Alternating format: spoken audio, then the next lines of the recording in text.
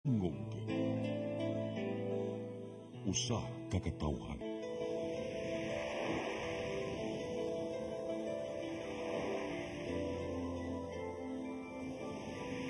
Cebu Catholic Television Network.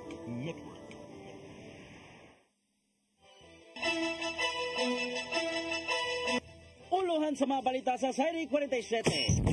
Mga persons deprived of liberty sa Carcar City Jail nakaparehistro na alang sumaabot ng eleksyon sunod tuig.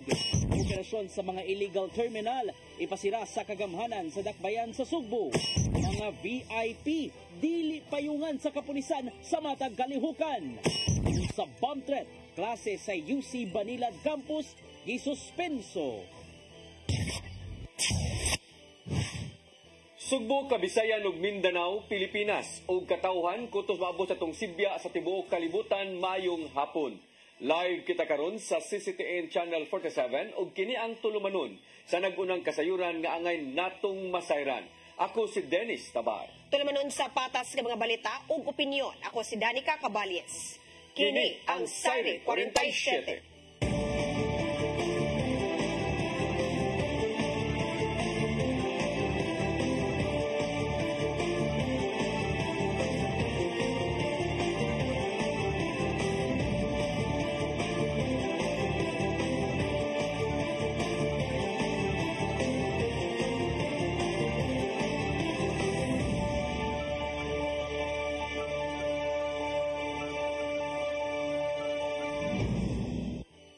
Ug karon sa kompletong detalye sa atong mga balita, mga pamilyang namuyo sa danger zone sa dakbayan sa Mandawi nakadawat og financial nga ayuda gikan sa kagamhanan.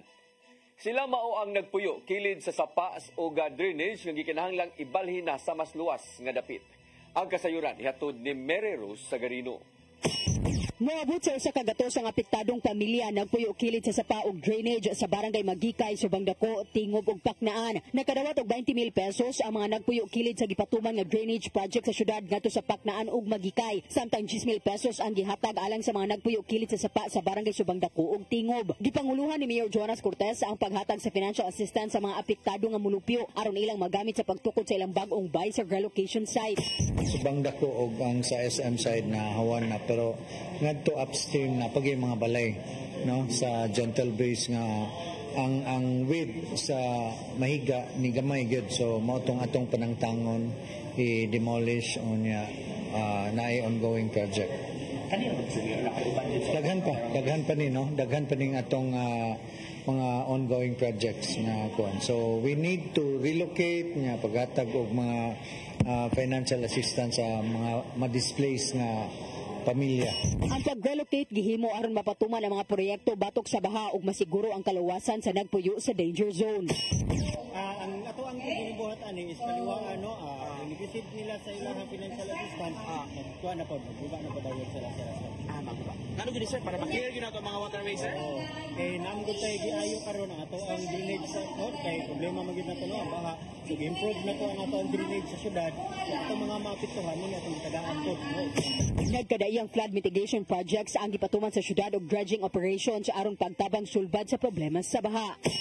Mary Rose Sagarino, CCTN News. Nakaparehistro na ang mga persons deprived of liberty kon PDL sa Carcar City Jail isip mga botante sa umaabot ng eleksyon 2025. Ato sa satellite voters registration kagahapon, giproseso ang application sa 76 ka mga piniriso sa pasilidad. Apan mato ni Carcar City Election Officer Omar Mamalinta nga padayunon kini sa prisohan karong Setyembre aron maalagaran ng uban pang mga PDL. Isip bugti sa pagpahimo sa katungod sa pagbotar, nakadawat ang mga nakaparehistrong PDL og face masks aron makalikay sa mga sakit. Gipasalamatan usab sa Comelec Carcar City si Jail Warden Samuel Tumaning sa paghatag og seguridad kanila.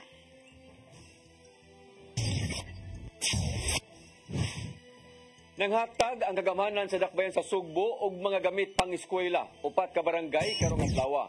Pinagi sa local school board kapin sa 8,000 ka mga tinun-an sa kindergarten o elementary sa Luz Elementary School, Bandilad Elementary School, Talamban Elementary School o San Jose Elementary School ang pagpanghatag og school supplies. Kauban ni Acting Mayor Garcia ang pagpanghatag sa mga school supplies, sila si Acting Vice Mayor Donaldo Honteveros, Konsehal GP Labilia ug Noel Wenceslao. Gikalipay usab sa mga tinun-an sa mga tunghaan nga hanatagan sila og libre nga school supplies gikan sa syudad. Department of Labor and Employment 7 nagpadayon sa mga lakang aron magpabiling produktibo ang matag negosyo ug mga trabahante. Taliwa kini sa nahimong pagkwestiyon ni Senate President Cheese Escudero nganong daghan ang mga fiesta opisyal sa nasod. Ang kasayuran hatod ni Gian Navarro. Usa sa mga gisiguro sa Department of Labor and Employment 7 mao ang pagpabilin sa pagkaproduktibo sa mga anaa sa labor sector.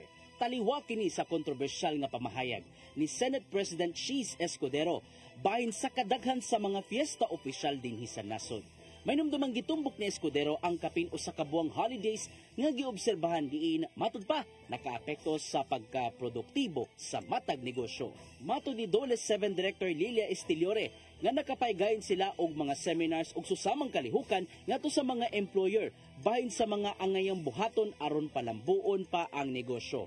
Samtang giabagan nila ang mga mamumuo pinaagi sa mga career talks ingon man uban pa mga programa nga makatabang usab sa gisudlang trabaho. Apil usab sa mga gipagtuki mao ang nahimong pagpatuman sa suhulan nga dawaton sa mga trabahante. We should encourage na two-tiered wage system na the first tier could be the sa ato nga required nga balaod na minimum wage, then second tier would be on the productivity aspect. Sa kasampangan wala pa'y baruganan ang Dole 7 kung uyon ba o supak sa nimong pamahayag ni Escudero ug ubang senador. Apan nakita niya nga adunay positibo ug negatibong epekto ang gipatumang mga fiesta opisyal ngadto sa mga employer ug iyang mga mamumuo. Could affect siguro sa labi na sa mga establishments where manufacturing or where there are shipments that need to be done, but really that cannot be done because it entails double pay if workers have to be required to work. Pagpahayag usab gitataw ni Senador Escudero nga gamay lang ang ilang idusong balaod alang sa dugang fiesta opisyal dinhi sa nasod. Apan kini lang ang nahimong panahon sa usa ka employer o laing trabahante human nakalitan sa nahimong pagkwestiyon ni Escudero sa kadaghang mga holidays. Ay, wala naman. Importante na lang trabaho taga adlaw. Para sa sweldo sakto. Oh, sir. Pero sakto ang sweldo. Kanang guna-una ni Senator Cheese Escudero, Minosan, pero saan man na pagbuhat na nga kanang mga holiday, natalik na maguna sa usual dyan nga holiday pa. Ian Navarro, CCTN News. Department of Interior and Local Government biyawhag sa mga leader sa Central Visayas nga magpakabana sa matag usa. Atol kini sa paglusad sa programa nga naninguhang makabangon ug makalambo ang ekonomiya sa matag lalawigan. Ang kasayuran ihatod pagbalik ni Gian Navarro. Nag-abot sa Cebu Provincial Capital ang mga leader gikan sa Central Visayas aron ilusad ang programang Recovery Initiative for Sustained Economy kun RISE. Sa maong inisyatiba, giawhag si Department of Interior and Local Government DILG nga muhimo o mga laka nga makatabang silang lokal nga ekonomiya. Gipasabot ni Bureau of Local Government Development Director Annalisa Bonagua nga pinasubay ang RISE program sa Philippine Development Plan ug Ambition Natin 2040. Matudiya nga mong duha ka action plan mo'y giya sa gobyerno alang sa paghimo og mga konkretong lakang paingon sa pagpalambo pa sa ekonomiya, sama na lang sa digitalization sa mga serbisyo sa gobyerno, public-private partnership, paglambigit sa matag LGU ug daghan pa. Samtang uabag ang DILG sa matag LGU pinagi sa mga pulisiya ug monitoring. And the RISE aims to steer local economy through sharing of good practice. In local economic development, tailored approach to local conditions characterized by successful practices that integrate social, environmental, physical as well as economic issues. Maupawag ni Assistant Secretary Jessie Howard Lanete ngadto sa mga gobernador ug local officials nga magpakabana gid sila sa usag-usa. Pinagi kini sa pagpatuman sa mga programa nga makapalambo usab sa ilang ekonomiya ug sa kinabuhi sa matag konstituente. It means so much more because it's about being deeply involved, about being actively concerned and genuinely caring for one's community and its future. Sa mga kalihukan na kahigayon sa pagpakita ang Cebu Provincial Government sa mga programa nga silang panglantaw makatabang sa matag Sugboanon. Gikan kini sa mga programang pangturismo, agrikultural ug uban pa nga nakahatag og tampo sa lokal nga ekonomiya. Giatagan og dakong gibug-aton ni Gobernador Gwendolyn Garcia ang kamahinungdanon sa local autonomy nga una nang napamatud-an sa nangaging mga tuig. Adto ta magpatuog singot, mga adto tas mga barangay, adto na to ang mga tao. Adto ta mo trabaho. Maunay tinuuray nga good governance. Gihangin kini sa mga silingang lalawigan sa Central Visayas o buot nilang sundon ang mga nahimo sa Sugbo. I've said, no, blessing, no, ang mga empowered leaders, visionary leaders like Gov Gwen, of course, naapoy daghan pong mga leaders na adiri karon, but we need to be inspired by other leaders also. But when in terms of financial na exposure na pagkita mo purag yung makulaps ko na dinagko manihap kaya da gyud sa probinsya sa Cebu. Ian Navarro, CCTN News. Musunod, operasyon sa mga ilegal nga terminal ipasira sa kagamhanan sa syudad sa Sugbo. Mga VIP dili payungan sa kapulisan matag kalihukan. Kanaguban pa mga balita sa pagbalik sa Sairi 47.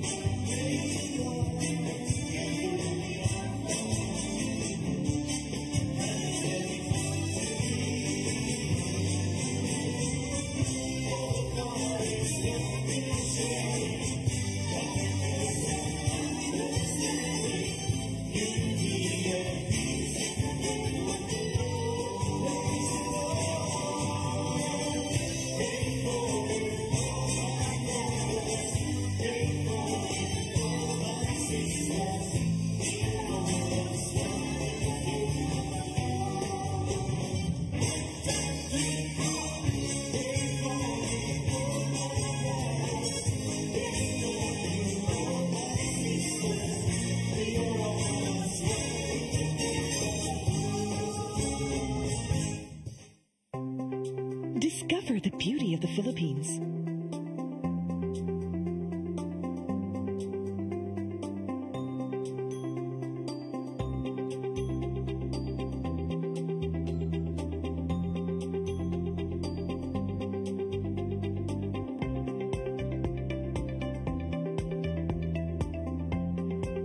With Philippine Airlines, the country country's flag carrier.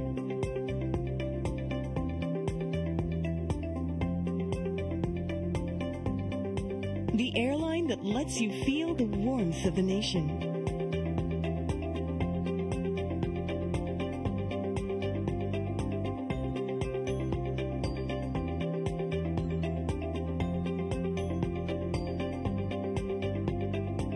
Mabuhay.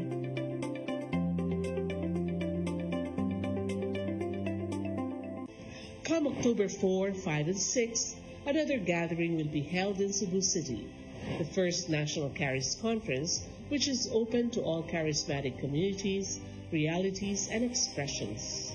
Hosted by the Brotherhood of Christian Businessmen and Professionals, the event will have interesting workshops and topics to help us grow in our various charismatic gifts and charisms.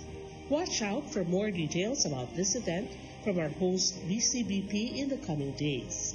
Meantime, let's be ready to join these gatherings and pray for the outpouring of the current of grace in the Philippines.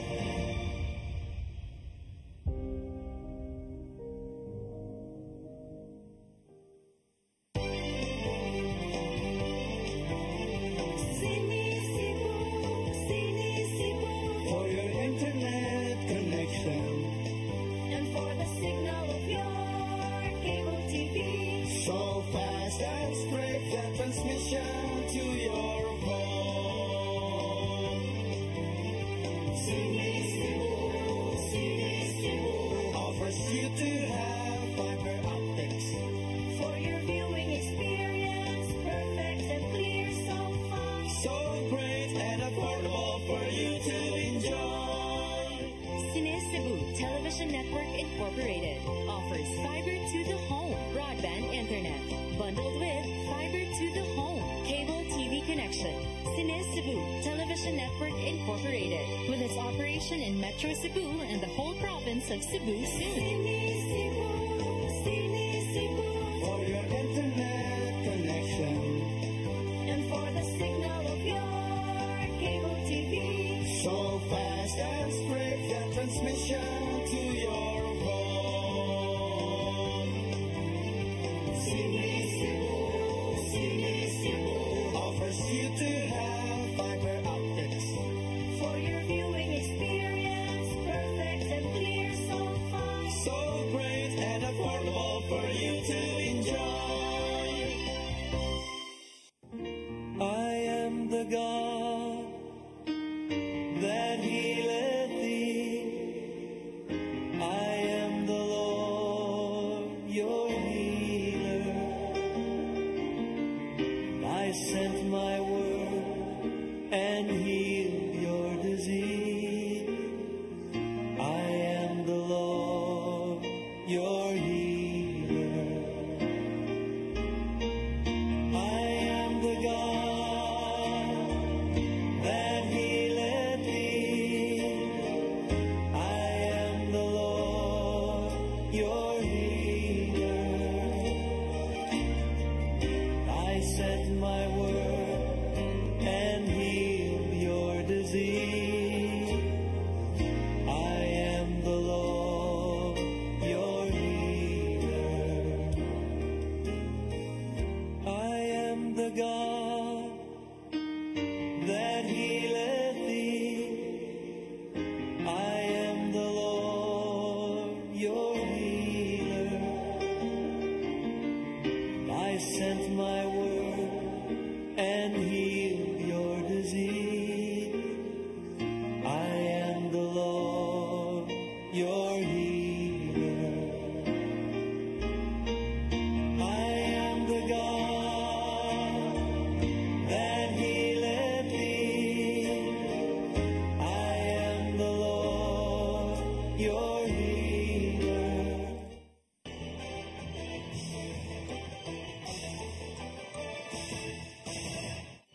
Balik sa atong mga balita, operasyon sa mga illegal nga mga terminal ipasira sa kagamhanan sa dakbayan sa Sugbo. Nasuta nga daghang mga terminal sa syudad nga dili accredited sa Cebu City Government. Ang kasayuran ihatod ni Sherissa May Uy. Mimando sa Cebu City Acting Mayor Alvin Garcia nga pasirada ng operasyon sa mga illegal terminal sa Dakbayan. Kinihuman nga kadawat og taho ang City Council nga dunay mga terminal sa syudad nga dili accredited sa city government. Ganang konseho ni awhag na sa Terminal Accreditation Committee sa pagsusi sa mga terminal operation nga walay accreditation. Kini subay sa pagrekomendar sa cease and desist order alang sa mga non-compliant operator. Gidugang na Acting Mayor nga iya gayong isyuhan og notisiya o closure order ang mga illegal terminals sa Dakbayan. Illegal dali hata nga na notice. Nasaran ni noon nga gikan kang Garcia nga ubay-ubay na ang mga pending application sa mga terminal operator sa syudad. Tungod niini niingon ang Acting Mayor nga iyang gipa-convene ang Terminal Accreditation Committee. Kasi na nang gipa-convene dayon tidaghan kay mga pending nga mga application. Laging sa rekisito sa pag-operate sa terminal sa Dakbayan na maong pagkupot o certification of accreditation kasabutan tali sa operator ug sa kagamhanan sa Dakbayan rekomendasyon na gikan sa City Zoning Board gawa sa pipila ka bayranan. Sherry Zameuy, CCTN News. Mandawit City Mayor Jonas Cortez kampante nga masulbad ra ang gi-issue sa Commission on Audit nga Notice of Audit Suspension tungod kini sa giapod nga Charter Anniversary o year-end bonus sa miaging tuig. Ang kasayuran ni hatod ni Mary Rose Sagarino. Nipadayag sa iyang pagsalig si Mayor Jonas Cortez nga makahatag sila og legal nga basihan sa pag-release sa Charter Anniversary o year-end bonus ni aging tuig. Matud sa mayor nga giandam na sa City Legal Office ang mga gikinahanglang dokumento nga isumiter ngadto sa Commission on Audit. Ang ako lang no ato lang ikon ma-justify mo ginato. So wa koy ka kon. Ang Mandawi gi-issuehan sa COA og notice of suspension kabahin sa Charter Day o year-end bonuses nga ilang gi-release ni aging tuig diing gikonsidera nga irregular nga paggasto. Gihatagan sila og 90 ka adlaw sa pagtubag sa maong notice. Base sa gi-issue nga guidelines sa Department of Budget and Management, kinahanglang dili mula pa sa 3,000 pesos ang charter bonus o gihatag lang kini matag milestone year. Ang Mandawi mihatag og 15,000 pesos nga charter bonus sa matag regular nga empleyado. Din moabot sa 11 milyones pesos ang na-release nga pondo alang niini. Samtang dulaan 30 milyones pesos ang gipagawas nga pondo alang sa year-end bonus ni aging tuig. Kung dili ma-justify sa Mandawi ang release, mahimo silang ma-issuehan sa COA og notice of disallowance. Din kinahanglang mobayad og refund ang mga empleyado alang sa ilang nadawat nga bonus mi aging tuig. Mary Rose Sagarino, CCTN News. Nakolekta ang environmental fee sa buwan sa Hulyo sa Lapu-Lapu City Treasurer's Office ni Kunhon itandi sa nilabayng 2 ka buwan tungod sa hanging habagat. Gilauman usab nila nga padayong maapektuhan ang ilang koleksyon sa maabot nga mga buwan. Ang kasayuran ni hatod ni Crystal Joy Pelerca. Tungod sa nasinating bati nga panahon og kadagko sa bawod dala sa habagat niadtong buwan sa Hulyo, pipila ka mga island hopping ug uban pang mga water sports activities ang nakanselar. Hinungdan nga sa moong buwan usab, nakita sa officer in charge sa Lapu-Lapu City Treasurer's Office nga si Claire Cabalda nga ubos ang ilang koleksyon sa environmental fee kung itandi sa nilabay nga 2 ka buwan. Sa buwan sa Mayo ug Hunyo, mosubra sa 2 million pesos ang ilang nakolekta, apan mukabat lang sa 1.9 million ang sa Hulyo. Apan gidugang ni Cabalda nga sulod ra gihapon kini sa ilang gilauman nga koleksyon tungod sa kagamay sa ligas. So it could be attributable to that kay considering nga 1.9 man pod siya, so dili kay na ka dako og difference sa previous 2 months. Gitan-aw usab nila ang posibilidad nga adunay ubang mga boatman nga nagpahigayon og island hopping nga naglikay nga makabayad og environmental fee.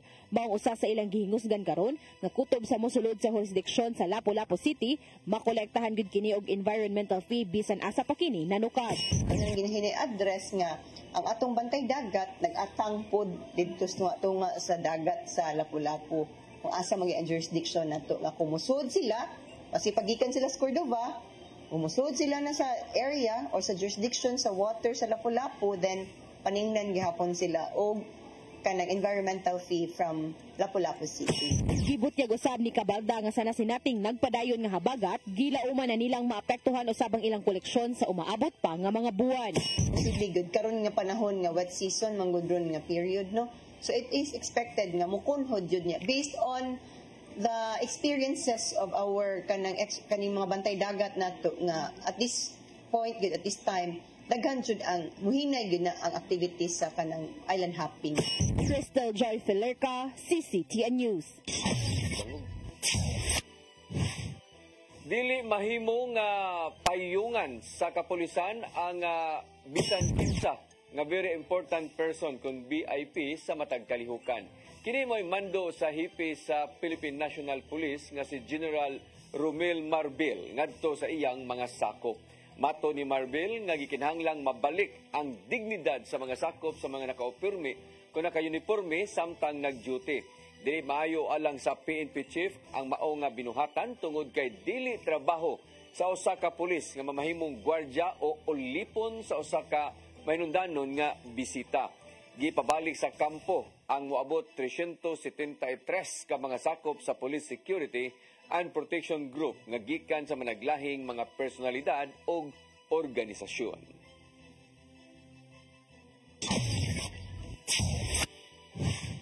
Gihatagan og plaques of appreciation silang Lapu-Lapu City Mayor Junior Dahong Chan o Kongresista Cindy King Chan sa Department of Education Region 7. Kini ato sa Partners Appreciation Day 2024 kagahapong adlaw.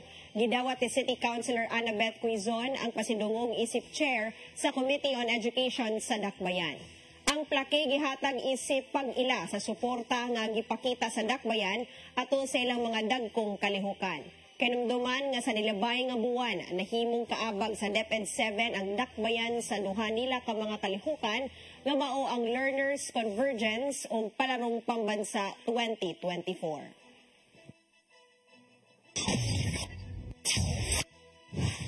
Sa laing balita, nabalikan na og kuryente ang 81 ka mga classrooms sa Barangay Bangkal kung Bangkal Elementary School sukad kagahapong adlaw. Apan matod sa principal nga kasamtangan palang gihapon kini ug dili paghapon sila makapalabi og gamit sa ilang mga electric fan ug suga. Ang kasayuran ihatod ni Crystal Joy Felerca.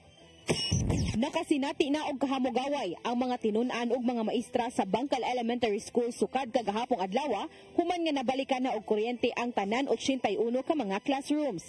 Mapasalamaton ang Principal 3 sa maong tunghaan nga si Evelyn Urungan, ilabi na nga nasunod gyud ang gisaad sa contractor nga duha ka semana. Apan matud niya nga temporaryo pa ang pagbalik sa ilang kuryente tungod kay wala pa mahuman ang pagrewiring o pagpuli sa mga poste ug nagpadayon pa ang pagtrabaho niini. Sigun usab niya nga bisan pa man og temporaryo pa kini, ang importante aduna na sila'y kuryente ug komportable na ang ilang mga tinun-an. Apan bisan og makagamit na sila og mga electric fans ug mga suga, giawhag niya ang mga tinun-an ug maestra nga dili lang magpalabi og gamit tungod kay usa sa iyang gikabalakan nga mag-overload ug masunog na usab sama sa nahitabo kaniadto. Maong aduna gihapoy higayon nga pangon lang nila ang ilang mga appliances kung dili ra usab kinahanglanon.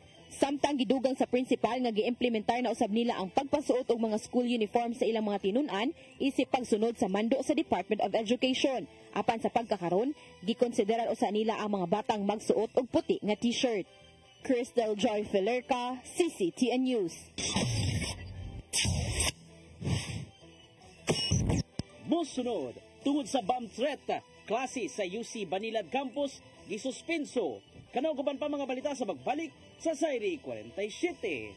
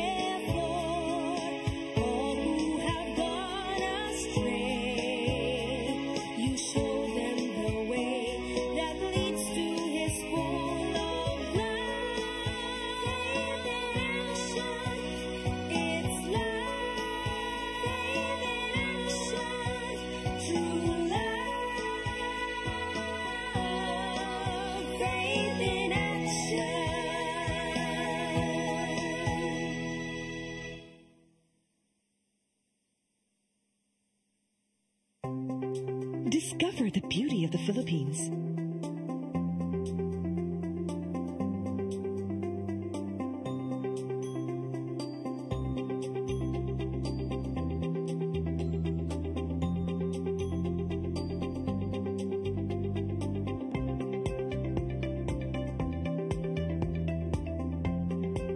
With Philippine Airlines, the country's flag carrier.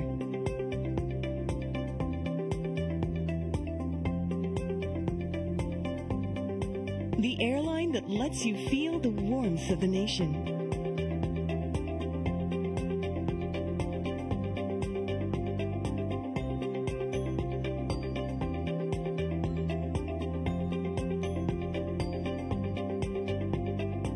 Mabuhay!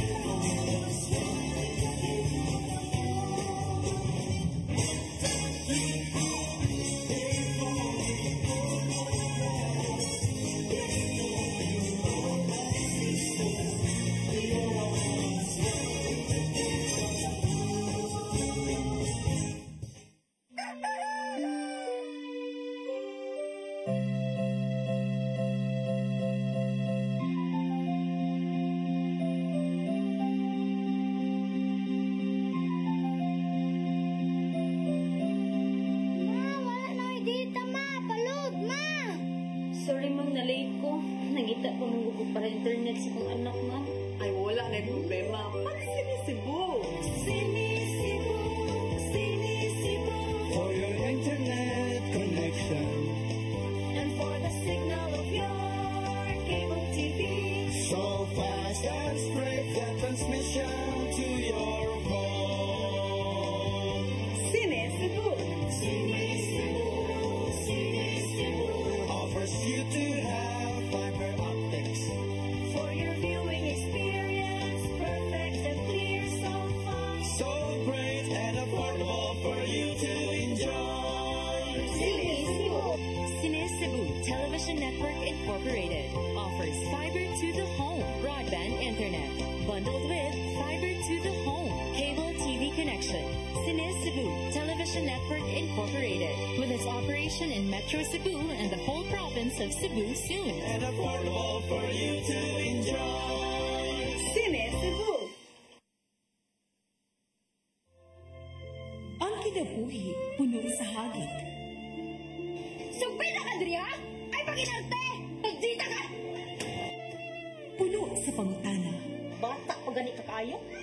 Nagpuyap-puyap na ka? Kinsa man ang masakitin ako din ay karoon na kinsa. Kung si buti mo'y pasabot na di. Puno sa luha.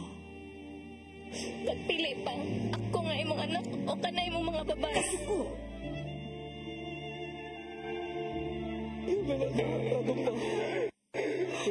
Pag-uwitang ka ni Papa. Apan bisan mangit-ngit pa ang imong kalibutan, aduna pa'y nagpahiping kahayag.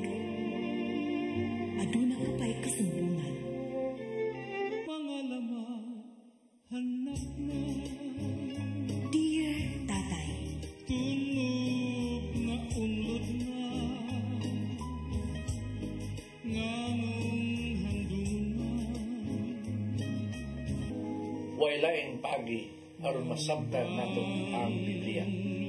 Kinahanglan nga doon natay relasyon kang Jesus. Hangtod sa lain atong panaguban, daghang salamat. Shalom. Tulog na unlod na.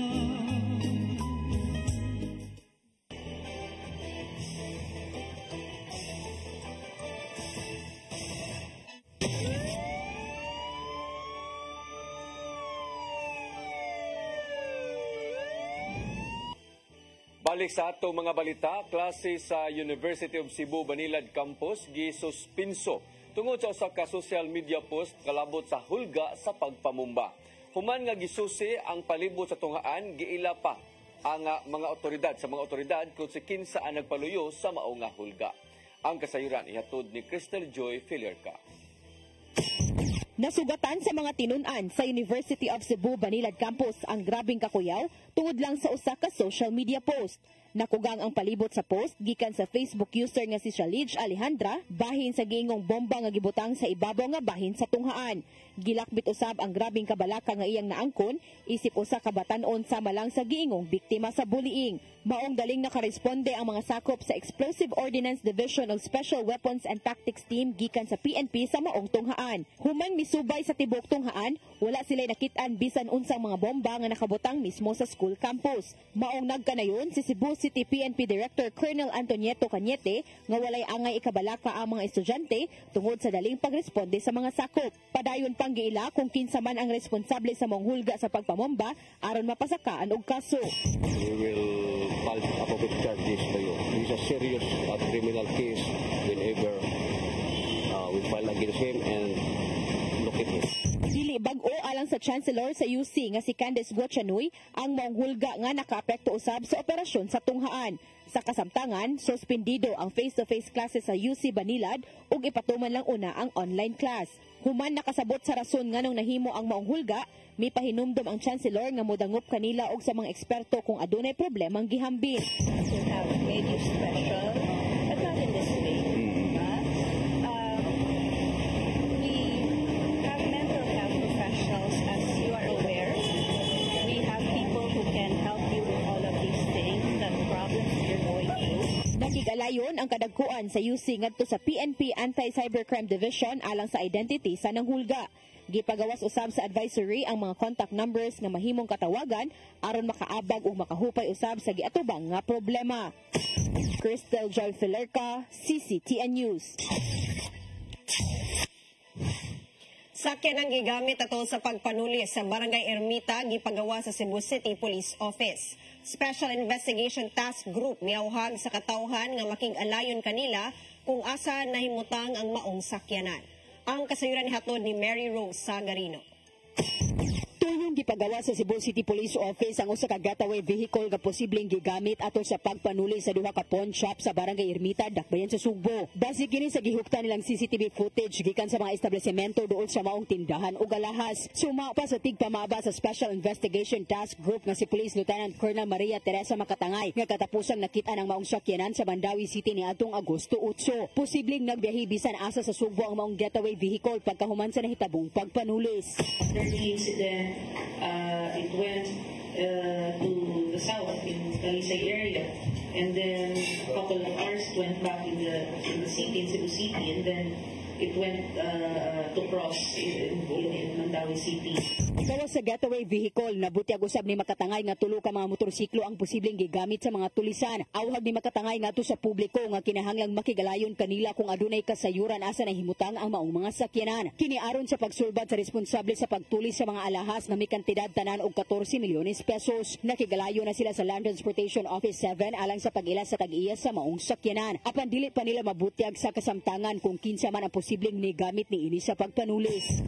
Right now, what is important and what is relevant is the whereabouts of this particular vehicle.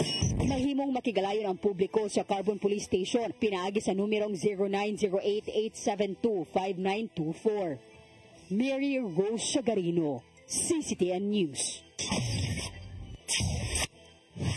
Gibungkag sa mga sakop sa PDEA 7 ang usa ka suyupanan kagahapon sa Barangay Kugon, dakbayan sa Tagbilaran, lalawigan sa Bohol. Misangpot kini sa pagkasikop sa tulo ka mga subject sa maong operasyon, pinanguluhan sa drug den maintainer nga si Lyndon Oronan. Apil sa mga nadakpan ang iyang igagaw nga si Jason Oronan o naabdan nga nanuyop si Ronel Marquez, usa ka liburer. Gawas sa 5 ka mga pakiting shabu nga makitedad og kapin sa 100,000 pesos.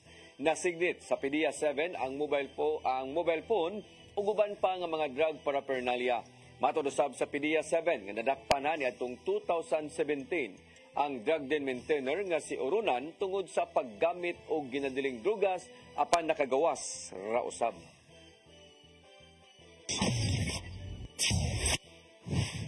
Senador Bato de la Rosa nabalaka sa pamahayag sa Department of Justice ug Office of the Solicitor General. Kabayan kini sa posibleng pagsulod sa International Criminal Court aron susihon ang dugoong kampanya batok droga sa Administrasyong Duterte. Ang kasayuran ni hatod ni Gian Navarro.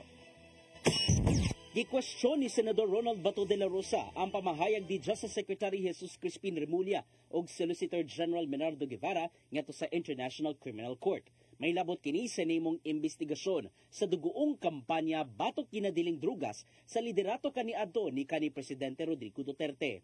Siyang privilege speech sa Senado, giawag ni De La Rosa nga protektahan ang soberanya sa nasod gikan sa giingong pagpangilabot sa ICC sa jurisdiction sa nasod. Giulagway ni Senador Bato nga ang nagdanga-danga ang constitutional crisis kung seryosohon pa sa kagamhanan sa Pilipinas ang investigasyon sa ICC. May numdumang na mahayag si Guevara nga wa sila'y labot kung ugaling musulod na ang International Criminal Police Organization kung Interpol sa Pilipinas. Butang nga gikatingalahan kini ni De La Rosa kinsang hepe sa kapulisan sa nasod atol na sa pagsugod sa termino ni Duterte natong 2016. Apan mas dipatigbabaw ang kabalaka ni De La Rosa sa diyang gidason ni Remulla nga mahimong iserve sa Interpol ang arrest warrant sa mga nanabigit sa dugoong drug war kaniadto.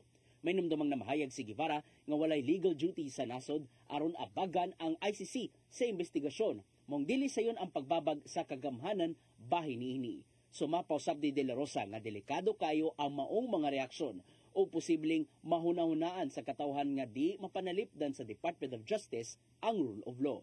Sa gihapon, dili mo atras ang senador ug ni kanhi Presidente Rodrigo Duterte kung atubangon man among pasangil, ilabi na nga daghang inosente ang naamong sa dugoong kampanya batok drogas. Gian Navarro, CCTN News. Mo kantong naglangkob sa atong mga balita sa Sayre 47, ako si Dennis Tabar. Ako si Danica Caballes, sangton ugma sa inyong paboritong tulumanon. Sayre 47.